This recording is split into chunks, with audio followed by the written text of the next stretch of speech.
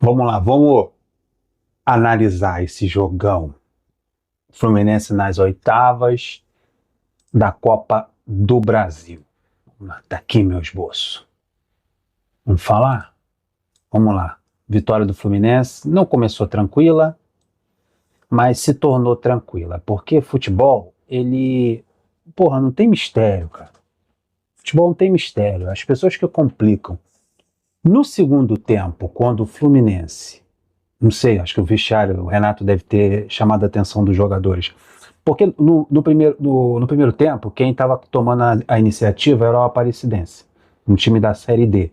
E o Fluminense estava aceitando aquela marcação alta deles, aquela pressão na saída de bola, e o Fluminense estava marcando num bloco muito baixo, no seu campo de defesa. E o Aparecidense estava melhor, estava pressionando, criando algumas chances, e o Fluminense estava fazendo uma atuação muito ruim no primeiro tempo.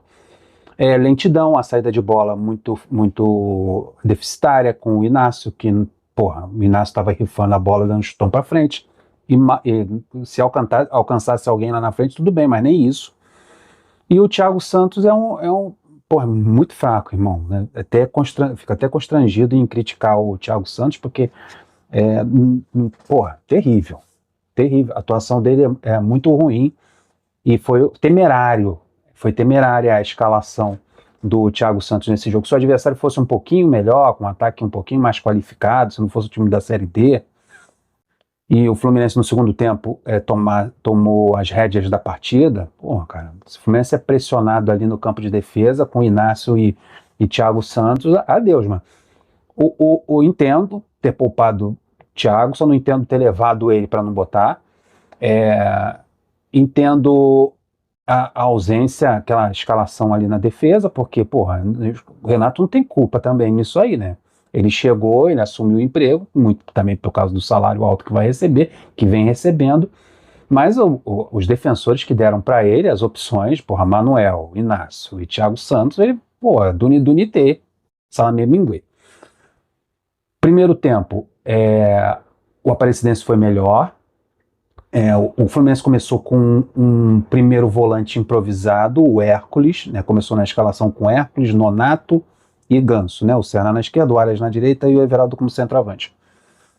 Então, aquela entrada da área ali não estava tão protegida assim. O primeiro tempo ruim do Fluminense, marcando atrás, lento na saída de bola, desinteressado pelo jogo. Por isso que foi importante no segundo tempo a virada de chave. Isso, como eu falei, eles devem ter sido chamados a atenção, que o Fluminense voltou no segundo tempo com bloco alto, né? Marcando mais no campo do adversário, tomando conta e tendo iniciativa, porque o Fluminense tomou um susto. Isso é verdade, né? O Fluminense tomou um gol aos 30 minutos, um gol de cabeça, aí o Fluminense se assustou. Opa, peraí, o que a gente está fazendo com isso aqui? Vamos sair eliminado? Porque o que acontece? Eles abriram o placar, no agregado deu 1-1.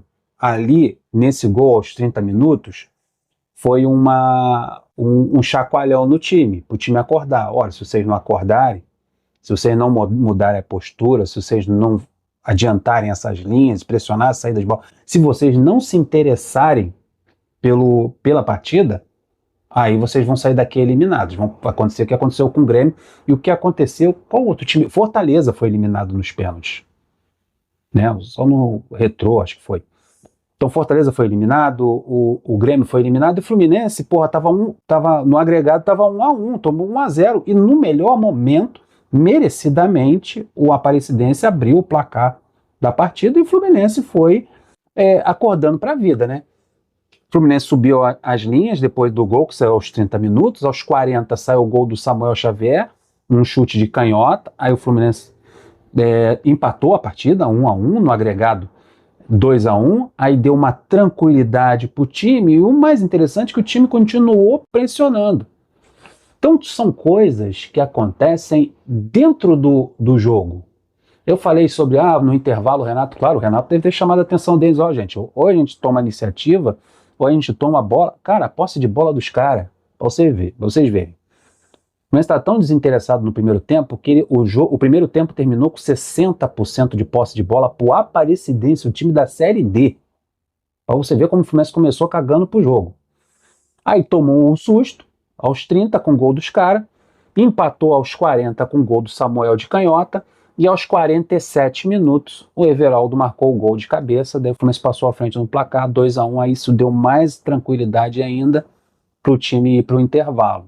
Uma chuveirada, trocar de uniforme, 2-1 no placar, gol do Samuel, gol do Everaldo que não fazia gol, mas o Everaldo só faz gol em time pequeno, né? Espero que ele faça gol também no Vasco, no final de semana. Também aquele golzinho dele ali é só cabecear, só fazer. Mas que bom, dá moral para ele pro jogo contra o Vasco da Gama, a gente está na torcida para ele fazer gol. Hoje eu vi um vídeo muito legal no story do Cano correndo, igual um cavalo em volta do gramado lá no CT Carlos Castilho. O Cano tá voltando e o bicho vai pegar. Tomara que ele volte antes do Super Mundial. Aí fomos pro intervalo. Por uma questão médica, ele tirou o Samuel e colocou o Guga. O Samuel estava bem, tinha feito até um gol. Na imagem da TV tinha um saco de gelo na posterior da coxa esquerda do Samuel, então isso deixou um sinal de alerta. Depois ele foi entrevistado, falou que ele era só um desgaste, mas é preocupante. Eu acho que tudo bem que ele fez o gol, né? Mas eu acho que o Guga ele deveria dar um descanso, né? O Renato deveria dar um descanso para o Samuel e utilizar o Guga. Então o Fluminense voltou melhor, com as linhas altas, no campo de ataque. Logo aos 18 minutos fez o seu terceiro gol, o gol do Serna, um erro na saída de bola. Muita atenção nesse gol do Serna e no gol do Ganso, porque esses dois gols, aos 18 e aos 25, foram erros na saída de bola do Aparecidense. Quando você está pegando um time limitado tecnicamente, com uma saída de bola deficitária, como é o caso do Fluminense, o que os adversários fazem com o Fluminense? Eles linha alta, pressionando a saída de bola dos caras, porque o Inácio vai quebrar, vai dar um chutão para frente, o Thiago Santos vai dar um passe errado, eles ficam nessa aposta. E por que o Fluminense não fazia isso? Quando o Fluminense começou a fazer isso, bloco alto, pressão no campo de defesa do adversário, os erros começaram a acontecer.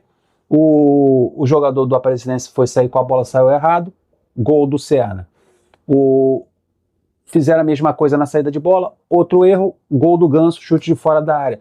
Dos dois gols do Fluminense, o terceiro e o quarto foram justamente com erros de saída de bola do adversário. Sabe aquele ditado? Se apertar, geme? Isso aí, o Fluminense apertou, jogou como um time grande no segundo tempo, como deveria jogar. Um time que precisa se classificar para receber uma boa grana agora, são 3 milhões a classificação do Fluminense para as oitavas de finais. E os jogadores também têm que perceber isso, o clube precisa e o bolso deles também. E o currículo, né? Ser eliminado pela Aparecidense não dá. Então o jogo se tornou tranquilo, interessantemente, após o gol do Aparecidense. Que o Fluminense deu o estalo, falou, eu acordo agora, eu vou para os pênaltis e vou ser eliminado. E o Fluminense começou a jogar mais agressivamente e mais interessado no jogo. E aí teve as alterações do Renato. Antes do gol do Ganso, ele tirou aos 21. Ele fez 2 alterações aos 21. Ele tirou o Serna e colocou o Riquelme lá na ponta direita. Tirou o Everaldo e colocou o Paulo Baia aberto na ponta esquerda. O Paulo Baia entrou até melhor do que o Riquelme, entrou mais ativo pelo lado esquerdo. Aí teve o gol do Ganso aos 25, depois ele fez mais 2 alterações para poupar. Ele tirou o Arias aos 29 e também tirou o Hércules junto com o Arias. E colocou o Isaac e o Lescano. O Lescano também entrou se movimentando ali na entrada da área. Então ele fez essas 2 alterações mais para dar descanso aos jogadores. A saída do Arias e a saída do Hércules, que também estava ali fora de sua função como primeiro volante. O Fluminense diminuiu o ritmo, pensando já no jogo contra o Vasco. Começou a tocar a bola, alguns lances esporádicos pelo lado do campo com o Baia, ou com o Riquelme, tentando com o Isaac, ou com o Lescano. Foi administrando, estava 4-1, não precisava correr tanto. Gramado ruim pra caramba lá de Brasília. Fluminense classificado para as oitavas de finais. Agora é preparar a equipe, né? O Thiago Silva descansou, pensando no clássico de sábado contra o time do Fernando Diniz. Eu queria saber das viúvas do Diniz. E aí? Vamos para cima do cara, vamos para cima do Vasco, que em primeiro lugar é o nosso Fluminense. Vamos ganhar do Vasco no sábado, se Deus quiser.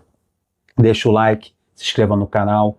4-1 Fluminense classificado para as oitavas de finais da Copa do Brasil. Fez mais do que a obrigação. Time grande enfrentando time da Série A, enfrentando o time da Série D, amigo. Tem que atropelar. Flui!